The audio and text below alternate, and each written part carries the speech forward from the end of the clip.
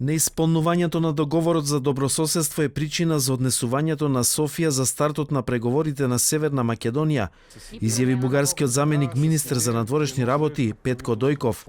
Според него постои голема доза на внатрешна политика во недоразбирањето на релација Софија-Скопје. Последствие беше определено от някои като вето, блокиране на процеса и така. Бугарија не го запре процесот, не стави вето.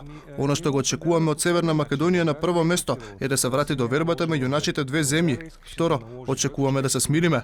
Ако ова продолжи, ќе биде тешко да се водат разговори меѓу двете земји. Бугарскиот центар за анализа и кризни комуникации оценува дека односите на Софија со Скопје се една од 6 можни кризни ситуации за Бугарија во текот на следната година.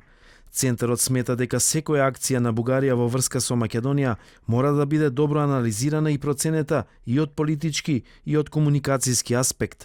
И во двете земји говорењето на оваа тема е оставено на самоволието на екстремните мислења и ова прашање има потенцијал да стане заложник на псевдопатриотски политички формации. Недостасува стратешка комуникација. За темата не се зборува во целост пред нашето општество, но таа не е добро презентирана ни пред европските партнери.